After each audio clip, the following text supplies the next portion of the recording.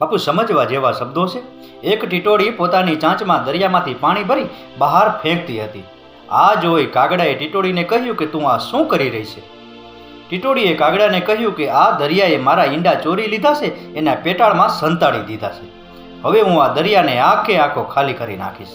ત્યારે કાગડાએ ટીટોળીને કહ્યું કે તું તો ગાંડી થઈ ગઈ લાગે છે. તારી આખી જિંદગી વીતી જશે તો પણ તું આ દરિયાને ખાલી નહીં કરી શકીશ. એટલે ટીટોળીએ કાગડાને કહ્યું કે મારે એ સલાહ નથી જોઈતી, સહકાર જોઈએ છે. ત્યારબાદ કાગડો ટીટોળીને દરિયો ખાલી કરવામાં મદદ કરવા લાગ્યો. અને પછી એક પક્ષીઓ આવવા લાગ્યા અને બધા પક્ષીને ટીટોળી કહેતી હતી કે મારે સલાહ નથી જોઈતી, સહકાર જોઈએ છે.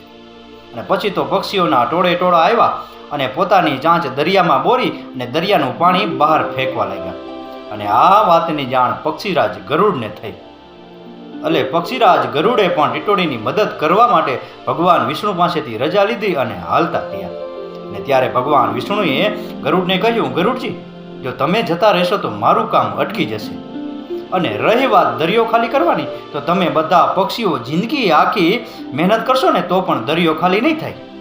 અને ત્યારે ગરુડજીએ ભગવાન વિષ્ણુને કહ્યું કે અમારે સલાહ નથી જોતી, સહકાર જોઈએ છે. અને એ પછી ભગવાન વિષ્ણુ ગરુડ ઉપર સવાર થયા, દરિયા કિનારે આવ્યા.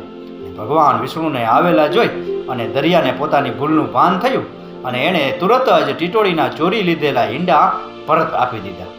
બાપુ, આપણી ગુજરાતી ભાષામાં કહેવત છે કે એક કરતા બે ભલા, જાજા હાથ રળિયામણા.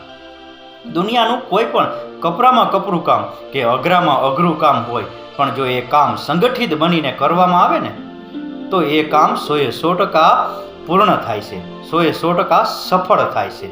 અને એટલે જ કહું છું કે સંગઠિત રહો, સુરક્ષિત રહો, સલાહ ન આપો, સહકાર આપો, એમાં જ મજા છે.